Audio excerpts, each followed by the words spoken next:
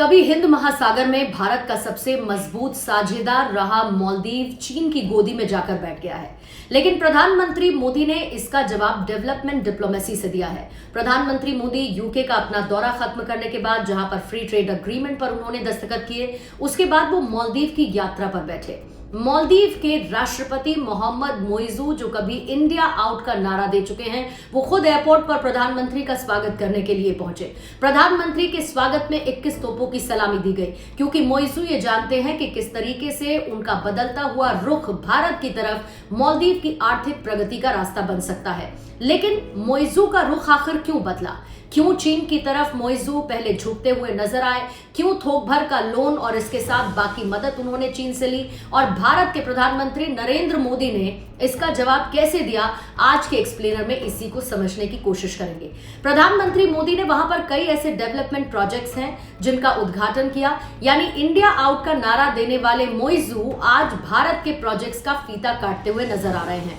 मोइजू ने प्रधानमंत्री मोदी को वहां के स्वतंत्रता दिवस समारोह में मुख्य अतिथि के तौर पर आमंत्रित किया और अपनी राजकीय यात्रा पर प्रधानमंत्री नरेंद्र मोदी मालदीव पहुंचे, जहां पर न सिर्फ उनका स्वागत किया गया, बल्कि गर्मजोशी के साथ मोइजू कदम से कदम मिलाकर प्रधानमंत्री मोदी के साथ चलते हुए नजर आए हैं। प्रधानमंत्री मोदी मालदीव दौरे पर पहुंचे और प्रधानमंत्री की ये तीसरी मालदीव यात्रा है, लेकिन पहली बार एक भारत विरोधी माने जा रहे राष्ट्रपति के दौर में प्रधानमंत्री की यात्रा है। 3 बड़े प्रोजेक्ट्स जिनका उद्घाटन प्रधानमंत्री मोदी की तरफ से किया गया। इंटीग्रेटेड डेवलपमेंट प्रोजेक्ट्स जहां पर 6 द्वीपों पर चलेगा, डिजिटल कनेक्टिविटी जहां पर इंडियन ग्रांट से ऑपरेट होगी, और हाउसिंग प्रोजेक्ट्स जिसमें भारत ने $100 मिलियन से ज्यादा का निवेश किया है। यानी कि जिस मोइजू ने इंडिया आउट का नारा दिया, अब वो खुद भारत के प्रोजेक्ट्स के फीते काट रहे हैं। 2023 में जब राष्ट्रपति मोहम्मद मोइजू सत्ता में आए तो उन्होंने इंडिया आउट का नारा दिया। ये कहा कि मालदीव में भारतीय सैनिकों की मौजूदगी देश की संप्रभुता के खिलाफ है। लेकिन अगर आप आंकड़ों पर गौर करेंगे तो कुल मिलाकर मालदीव में 88 भारतीय सैन्य कर्मी थे, और वो भी सिर्फ मेडिकल इवैक्यूएशन और हेलीकॉप्टर ऑपरेशंस के लिए। चुनाव के बाद मोहम्मद मोइजू ने सबसे पहला दौरा बीजिंग का किया, यानी चीन को लेकर उन्होंने अपनी लॉयल्टी दिखाने की कोशिश की।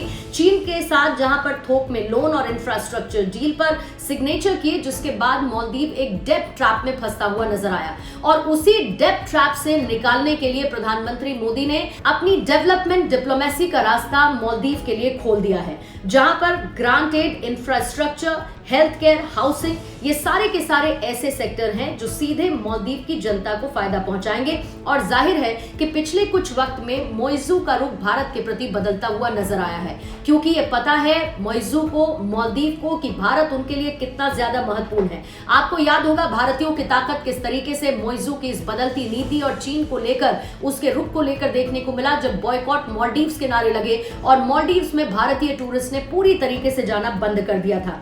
जहां पर चीन मालदीव को अपने BRI यानी कि बेल्ट एंड रोड इनिशिएटिव का हिस्सा बना चुका है, लेकिन वहीं दूसरी तरफ भारत की जो नेबरहुड फर्स्ट पॉलिसी है, वहां पर सागर यानी security and growth for all in the region, इस विजन के साथ मालदीव के लिए वो कहीं अधिक टिकाऊ नजर आती है।